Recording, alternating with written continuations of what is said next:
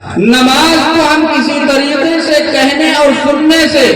پڑھ لیا کرتے ہیں، نماز عبادت سمجھ کر کے مسجد کے اندر جا کر کے عبادت جان کر کے اللہ کی رضا اور خوشنودی کے لیے نماز بندہ پڑھ لیا کرتا ہے۔ لیکن اگر معاشرت کا معاملہ آ جائے تو انسان اس کے اندر کھوکھلا نظر آتا ہے۔ جبکہ میں نے آپ کے سامنے یہ بات نقل کیا کہ دین اسلام کے 5 اہم شعبے ہیں، جیسے نماز کا پڑھنا عبادات جیسے ہمارے اور آپ کے سامنے بات آئی کہ عبادات دین اسلام کا اہم شعبہ ہے، عقائد دین اسلام کا اہم شعبہ ہے، معاملات دین اسلام کا اہم شعبہ ہے۔ اسی طریقے سے ہم اور آپ یہ جانتے ہیں کہ معاشرت بھی دین اسلام کا اہم شعبہ ہے۔ اسی لیے ہم اور آپ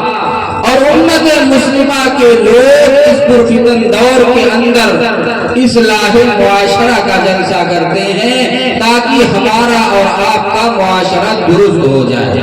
معاشرے کے اندر زندگی کیسے گزر کرنی ہے، معاشرے کے اندر زندگی کیسے بسر کرنی ہے، معاشرے کے اندر رہ کر کے کس طریقے سے اپنی زندگی کو بنانا ہے، سنوارنا ہے، اس کا طریقہ ہم اور آپ جان جائیں۔ آج تو معاملہ یہاں تک پہنچا ہے کہ عبادات کے بعد بارے میں پوچھو تو کہیں گے نماز اہم عبادت۔ معاملات میں تو انسان تھوڑا بہت کھوکھلا نظر آئے گا، لیکن معاشرت کا اگر معنی بھی پوچھ لیا جائے، معاشرت کا مطلب اگر پوچھ لیا جائے تو ہر انسان اس کو نہیں بتا سکتا۔ معاشرہ کس کو کہتے ہیں؟ ابھی علماء کرام کے ناصحانہ کلمات آپ سے بات فرمائیں گے، لیکن تھوڑی سی بات کرنے کے لیے میں آپ کی خدمت میں حاضر ہوا ہوں۔ معاشرہ اس کو کہتے ہیں جب انسان زندگی گزارتا ہے دنیا کے اندر تو اس کی زندگی گزارنے کے اندر ایک دوسرے سے اس کا واسطہ پڑتا ہے، ایک دوسرے سے اس کا رابطہ پڑتا ہے، ایک دوسرے سے اس کے معاملات ہوا کرتے ہیں۔ اسی واسطے اور رابطے کو ہم اور آپ سماج اور معاشرہ کرتے ہیں۔ اگر سماج اور معاشرے کے اندر ہمیں سدھار پیدا کرنا ہے تو ہمارے اور آپ کے لیے یہ لازم ہے کہ آقائے مدنی تاجدار مدینہ جناب محمد الرسول اللہ صلی اللہ علیہ وسلم کی سیرت ہم اور آپ اپنا کر کے اپنی زندگی کو گزاریں۔ اگر ہم اور آپ نبی کی سیرت کو پڑھ کر کے، نبی کی سنت کو پڑھ کر کے، نبی کی بات کو اپنی زندگی کے اندر بسا کر کے، نبی کے طریقے کو اپنی زندگی کے اندر بسا کر کے سماج اور معاشرے کے اندر زندگی گزارتے ہیں تو ہم اور آپ اصلاح والے ہیں۔ ہم اور آپ اس طریقے سے اصلاح یافتہ میں ہمارا شمار ہوگا۔ لیکن اگر نبی کے طریقے کو چھوڑا اور چھوڑ کر کے زندگی گزارا تو ہم اور آپ کتنے اصلاح معاشرہ کے جلسے کریں، اصلاح نہیں ممکن ہے۔ اگر نبی کا طریقہ ہوگا،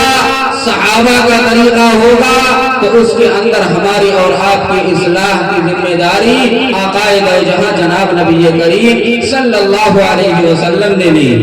میرے عزیز دوستوں اور بزرگوں، آپ دیکھو اور غور کرو کہ اللہ کے پاک رسول صلی اللہ علیہ وسلم سے پہلے اللہ رب العزت نے جتنے انبیاء علیہ السلام کو بھیجا، ان سارے انبیاء علیہ السلام کا مشن ایک تھا، توحید پر لوگوں کو ان لوگوں نے بھی بلایا،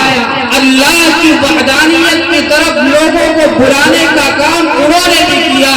اللہ کی رسی کو پکڑانے کا کام انہوں نے بھی کیا۔ جو کام آخری نبی محمد الرسول اللہ صلی اللہ علیہ وسلم نے کیا وہی کام سارے انبیاء علیہ السلام نے کیا۔ لیکن آپ دیکھو اور غور کرو کہ سارے انبیاء علیہ السلام کی شریعت کو نبی آخر الزماں کے آنے کے بعد اللہ رب العزت نے منسوخ کر دیا۔ اب آخری نبی آ گئے، اب اس کے بعد دنیا کے اندر کوئی نبی نہیں آنے والا۔ اب اس کے بعد کوئی شریعت نہیں آنے والی. آخر کے اندر حضرت عیسیٰ علیہ السلام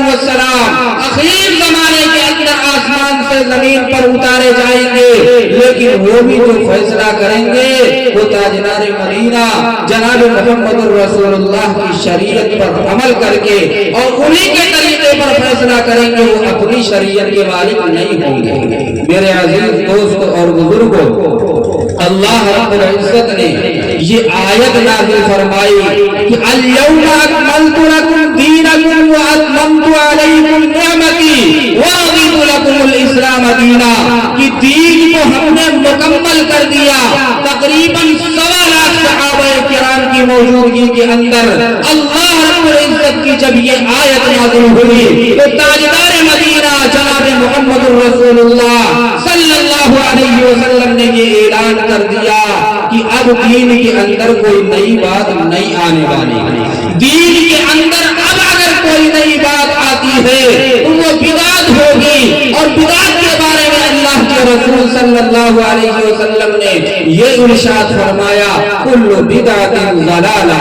ساری بدعتیں نئی بات جو دین کے اندر پیدا کی جائیں گی اس کے بارے میں عقائد و جہاں جناب نبی کریم صلی اللہ علیہ وسلم نے فرمایا کہ یہ ساری بدعت گمراہی کا سبب ہے، ضلالت کا سبب ہے. میرے عزیز دوست اور بزرگوں،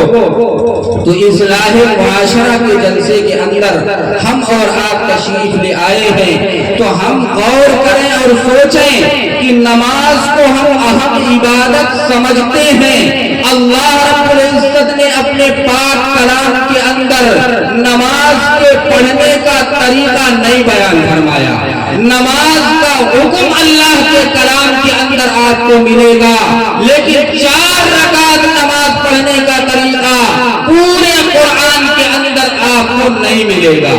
اگر اس کے طریقے کو آپ جاننا چاہتے ہیں، اگر اس کے طریقے کو آپ سمجھنا چاہتے ہیں، اگر نماز کے طریقے کو آپ جاننا چاہتے ہیں تو آپ کو حدیث نبوی کا سہارا لینا پڑے گا. آپ حدیث پاک کے اندر قدم رکھیں گے تو تاجدار مدینہ جناب محمد رسول اللہ صلی اللہ علیہ وسلم نے ایک ایک قدم پر امت محمدیہ کے لوگوں کے رہنمائی کرتے ہوئے ایک ایک بات کی شریعت کی ایک ایک بات کو انہوں نے بیان فرمایا. میرے عزیز دوست اور بزرگوں، تو میرے کہنے کا منشا یہ ہے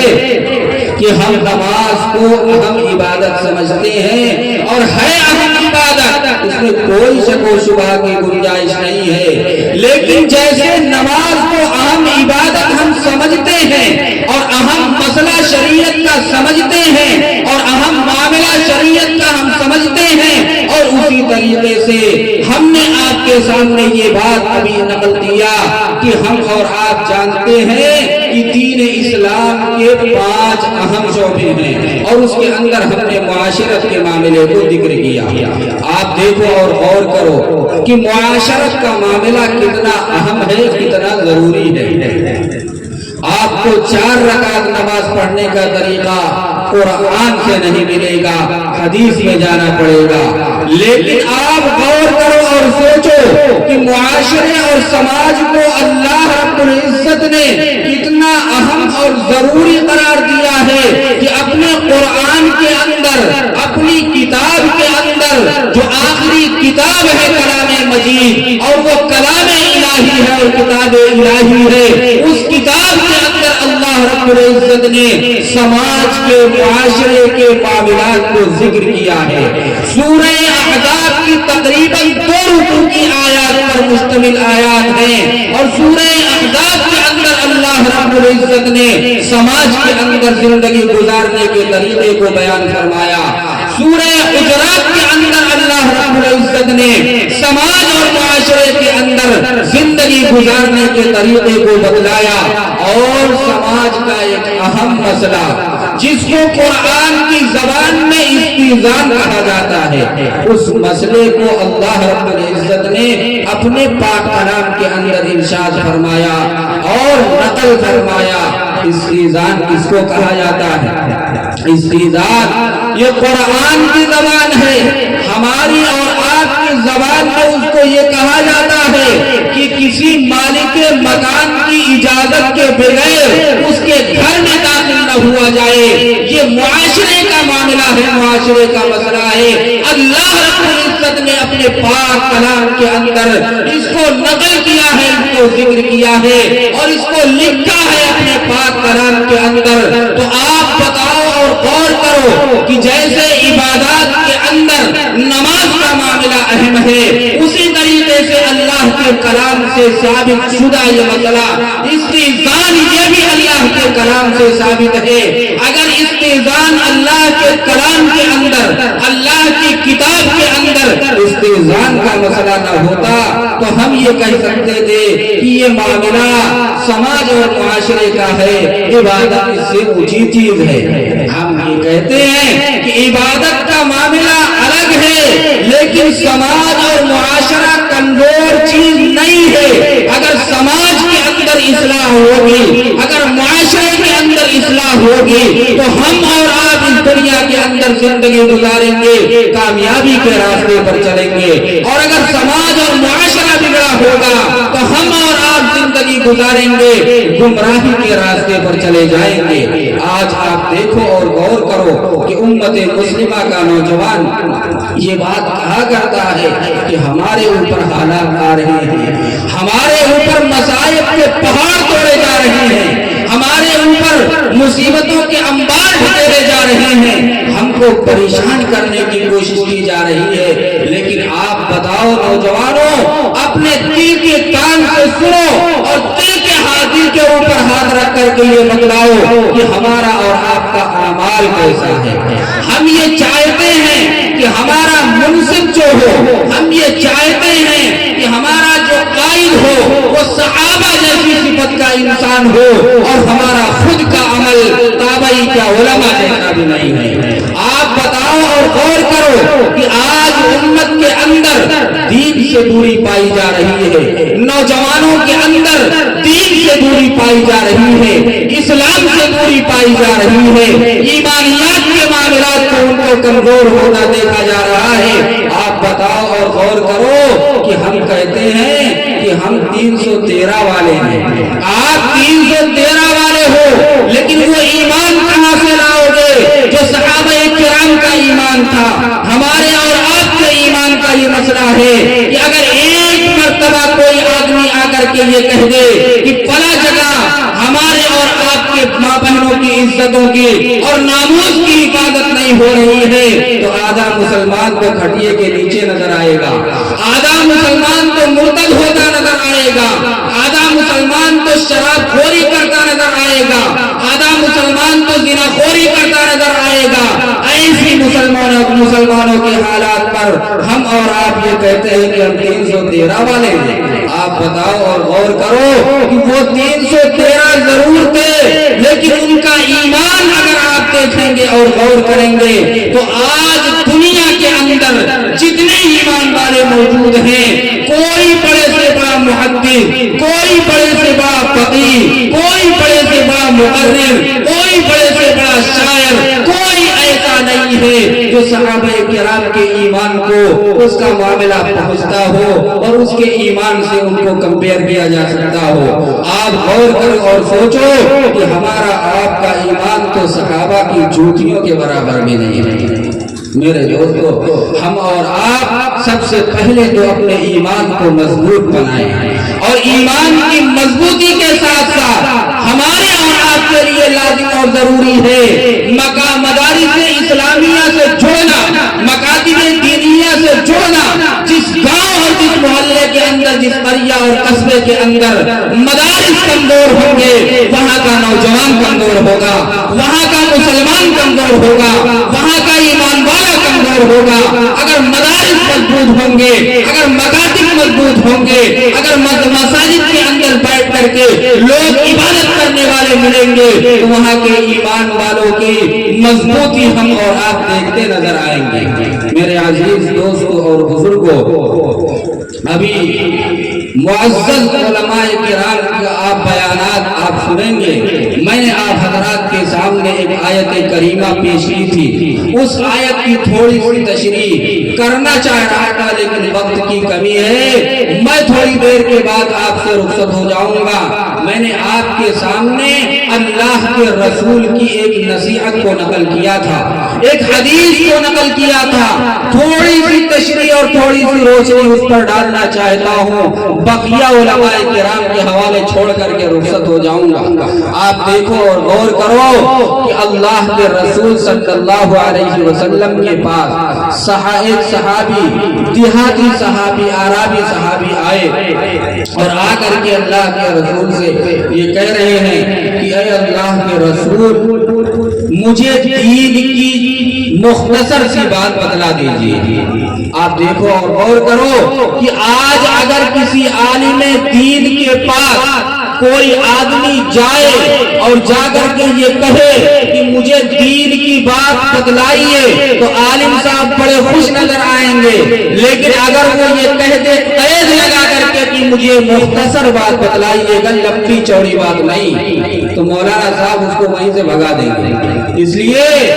کہ دین کی بات نہ ہم بتانا چاہتے ہیں اور نہ لوگ دین کی بات کو سننا چاہتے ہیں۔ آپ دیکھو اور غور کرو، اللہ کے رسول صلی اللہ علیہ وسلم نے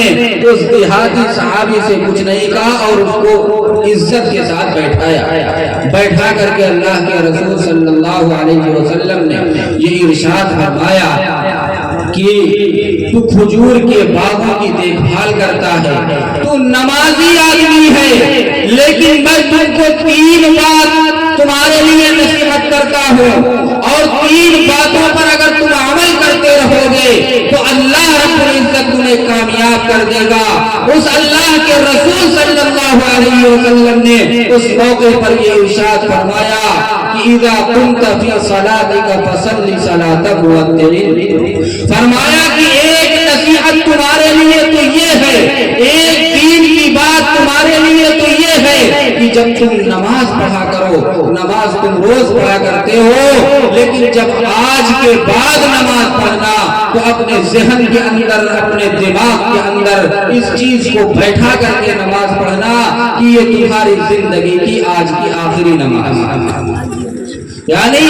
اللہ کے رسول نے اس صحابی سے یہ فرمایا کہ نماز تم پڑھتے ہو، لیکن اب جو نماز پڑھنا وہ صرف نماز برائے نماز سمجھ کر کے نہیں، بلکہ نماز برائے اللہ کی عظمت و کبریائی کے استحضار کے ساتھ پڑھنا، اور اس طریقے سے تم نماز پڑھنا کہ تم یہ سمجھ کر کے نماز پڑھنا کہ آج کے بعد ہمیں ہو سکتا ہے کہ اللہ رب العزت نماز پڑھنے کا موقع نہ عنایت فرمائے۔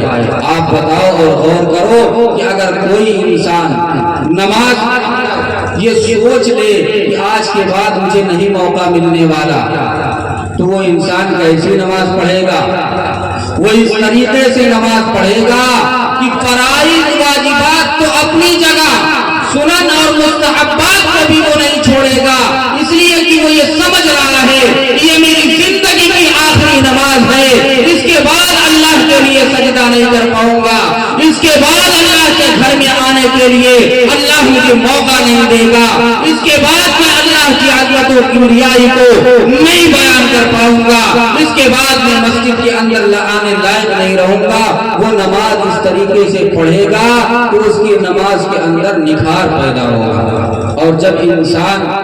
نماز کو نماز سمجھ کر کے پڑھے گا اور نماز کا جو حق ہے اس حق کو ادا کر کے نماز کو پڑھے گا، تو قرآن کریم یہ پکار کر کے کہتا ہے ان الصلاۃ تنہی عن الفحشاء والمنکر، کہ نماز بے حیائیوں سے، برائیوں سے لوگوں کو روکتی ہے۔ آپ بتاؤ کہ جب نماز کے حق کو آپ ادا کریں گے، رکوع قاعدے سے آپ کریں گے، قاعدے کے اندر بیٹھیں گے تو جو حق ہے اس کا وہ ادا کریں گے، اور اس طریقے سے آپ نماز کو ادا کریں گے جس طریقے سے صحابہ کرام نماز کو پڑھا کرتے تھے، اس طریقے سے جب نماز پڑھیں گے تو وہ نماز آپ کو برائی سے روکے گی، ہماری اور آپ کی طریقے سے نہیں کہ نوجوان نماز بھی پڑھتا ہے اور شراب کے اڈوں پر بھی نظر آتا ہے۔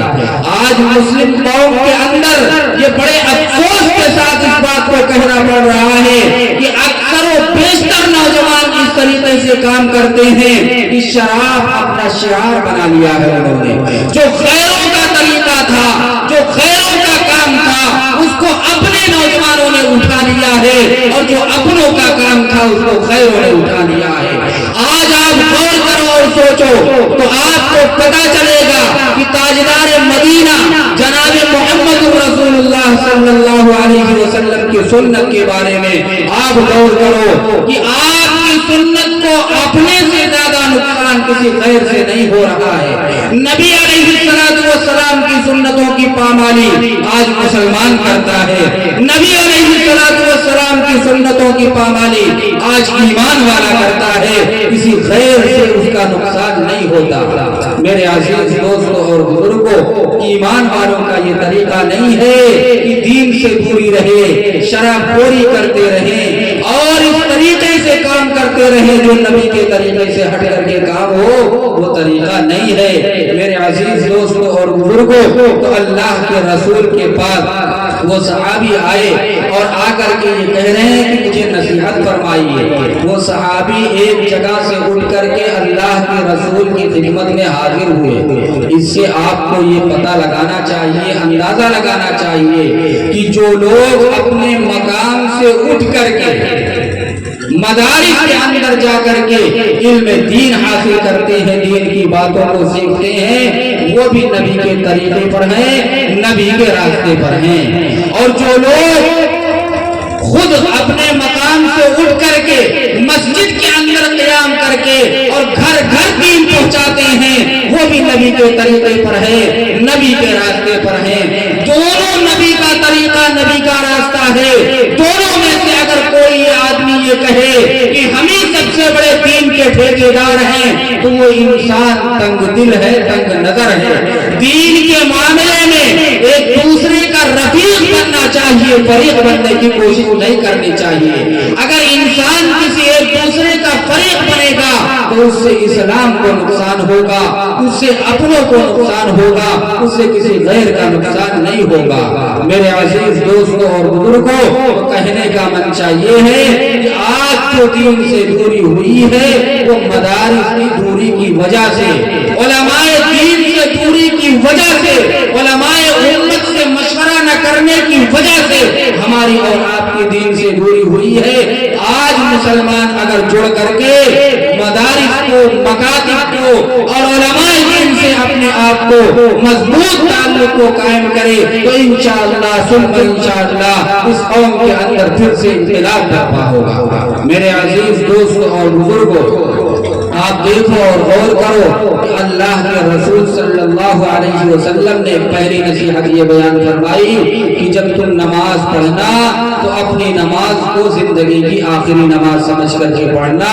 हर इंसान इस चीज को अपने जहन के अंदर बैठा ले कि हम भी अब जब नमाज पढ़ेंगे तो जिंदगी की आखिरी नमाज समझ करके पढ़ेंगे, ताकि हमारी नमाज के अंदर निखार पैदा हो जाए, बुराइयों की वो नमाज हमको रोक दे और भलाइयों की तरफ लेकर के वो नमाज हमको जाए। और दूसरी नसीहत अल्लाह के रसूल सल्लल्लाहु अलैहि वसल्लम की क्या है?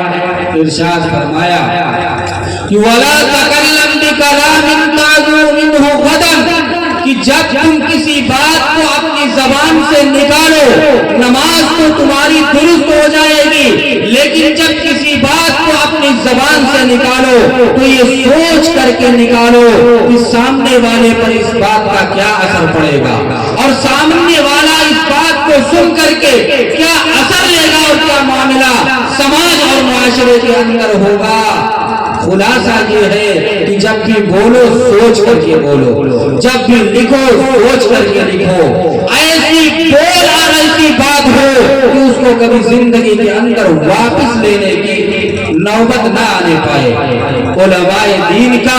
अहलुल्लाह का, उलमाए देवबंद का ये तरीका रहा है कि वो जब बोलते हैं तो सोच करके बोलते हैं और जब लिखते हैं तो सोच करके लिखते हैं। इसी वजह से उन्हें कभी अपनी बात को वापस लेने का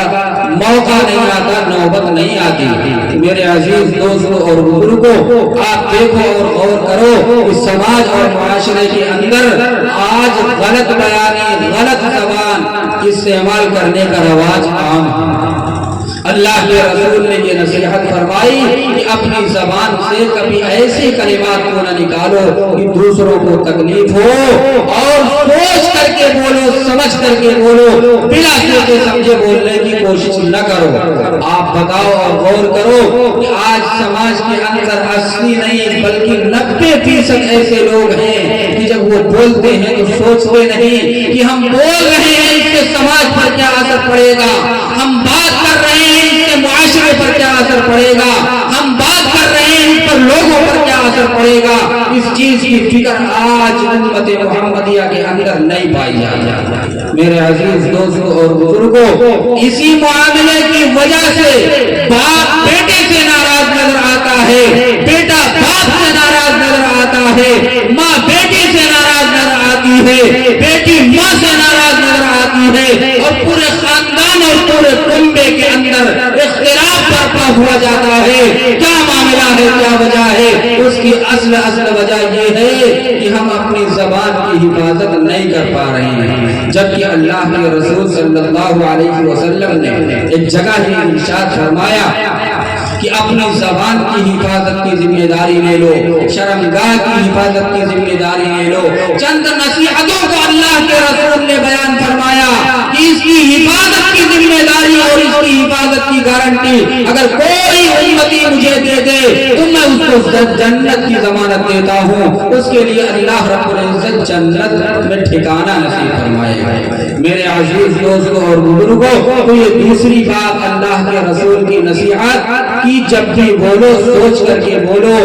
اور اپنی زبان کو صحیح استعمال کرو، غلط زبانی کا غلط بیانی سے اپنے آپ کو بچاؤ، اللہ رب العزت کی جانب سے مدد آئے گی اور سماج اور معاشرہ ہمارا اور آپ کا بالکل درست ہو جائے گا اور سدھر جائے گا۔ اور تیسری بات، میں جلدی اپنی بات کو ختم کرتا ہوں، ابھی بڑے علماء کرام آپ کی خدمت میں حاضر ہوں گے، میں تو تھوڑی سی بات لے کر کے آیا تھا اور میری بات مکمل بھی ہونے والی ہوگی۔ آپ دیکھیں اور غور کریں کہ اللہ کے رسول صلی اللہ علیہ وسلم نے تیسری بات بیان فرمایا کہ وَلَا تَكَلَّمْ بِكَلَامٍ تَعْذُرُ مِنْهُ غَدًا، اور اس کے بعد ارشاد فرمایا وَأَجْمِلْ الْيَاسَ مِمَّا فِي عَيْنِ النَّاسِ، کہ اگر معاشرے کے اندر، سماج کے اندر، لوگوں کے اندر تم یہ دیکھو کہ اس کے پاس سکوں کی جھنکار موجود ہے، اس کے پاس روپیہ پیسہ موجود ہے، اس کے پاس دولت اور اسباب موجود ہے، تو اس سے کبھی حسد کرنے کی کوشش نہ کرو اور اپنے آپ کو اس سے مایوس کر لو، کبھی اس سے حسد کرنے کی کوشش نہ کرو۔ غیبت کر سکتے ہیں لیکن حسد نہیں کر سکتے۔ غیبت کیا ہے؟ غیبت اس کو کہا جاتا ہے کہ انسان جب کسی انسان کے ہاتھ میں کسی چیز کو دیکھے اور کسی نعمت کو دیکھے تو وہ اپنے دماغ میں اس بات کو لے جائے اور اللہ کی جانب سے یہ دعا کرے کہ اللہ اس کے پاس بھی یہ نعمت موجود رہے اور ہمیں بھی اس نعمت سے اللہ کو نواز دے۔ یہ تو آپ اگر کرتے ہیں تو بہتر ہے، کوئی مسئلہ نہیں، لیکن اگر آپ یہ دعا کرتے ہیں کہ یہ نعمت اس کے پاس کیسے پہنچ گئی، یہ اچھی گاڑی اس کے پاس کیسے پہنچ گئی، یہ بہترین کمرہ اس کے پاس کیسے آ گیا، اور اس چیز کو اپنے ذہن اور دماغ کے اندر بیٹھا کر کے یہ دعا اگر آپ کرتے ہیں کہ یہ نعمت اس سے چھن جائے مجھے مل جائے، تو یہ حسد ہے، اس سے اپنے آپ کو بچانے کی کوشش کریں۔ اگر آپ نے اس سے اپنے آپ کو بچایا تو معاشرے کے اندر سدھار پیدا ہوگا، معاشرے کے اندر جو بگاڑ موجود ہے اس بگاڑ سے اللہ رب العزت ہماری اور آپ کی حفاظت فرمائے گا۔ اللہ کے رسول صلی اللہ علیہ وسلم کی یہ 3 نصیحتیں تھی، 3 نصیحت اللہ کے رسول نے اس صحابی کو سنایا اور کہا کہ اس پر عمل کرنا، اس پر عمل کرتے رہو گے تو اللہ رب العزت تمہارے لیے جنت میں جانا آسان کر دے گا۔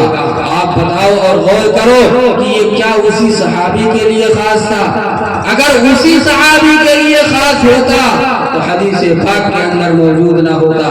حدیث پاک کے اندر اس بات کو نقل کرنے کا مطلب یہ ہے کہ یہ اللہ کے رسول کا منشا تھا کہ اس صحابی کے سامنے میں اس بات کو کر کہہ رہا ہوں اور اسے یہ نصیحت کر رہا ہوں، لیکن قیامت تک کے آنے والے امت محمدیہ کے لوگ اور امت مسلمہ کے لوگ اگر اس نصیحت کو اپنائیں گے، اگر اس طریقے کو اپنائیں گے، اگر اس معاملے کو اپنی زندگی کے اندر بسائیں گے تو ان کے لیے بھی کامیابی ہے۔ اللہ رب العزت سے ہم بھی دعا کریں، آپ بھی دعا کریں کہ اللہ رب العزت ہمارے اور آپ کی اس نصیحت پر زندگی گزارنے کی ہمیں توفیق عطا فرمائے۔ ابھی معزز علماء کرام موجود ہیں، آپ کے مہمان شاعر بھی موجود ہیں۔ میں آج اس جلسے کے اندر میرے آنے کا مقصد یہ تھا کہ میں آپ کی خدمت کر سکوں۔ میں اتنا بڑا مقرر بھی نہیں ہوں، اتنا بڑا خطیب بھی نہیں ہوں، آپ سے دعاؤں کی درخواست لے کر کے اور آپ کے سامنے یہ عرض کرتا ہوں کہ دعا فرمائیں کہ اللہ کچھ دین کا کام لے لے۔ یہ تسنع نہیں ہے، دکھاوا نہیں، میں آپ سے خلوص کے ساتھ اس بات کی درخواست کرتا ہوں کہ اللہ سے ہمارے لیے دعا کریے کہ اللہ رب العزت کچھ دین کا کام لے لے۔ انہی چند کلمات کے ساتھ میں آپ سے رخصت ہوتا ہوں۔ وآخر دعوانا الحمدللہ رب العالمین۔ محترم حضرات، ابھی آپ حضرت مولانا محمد اطہر صاحب سے بڑی ہی قیمت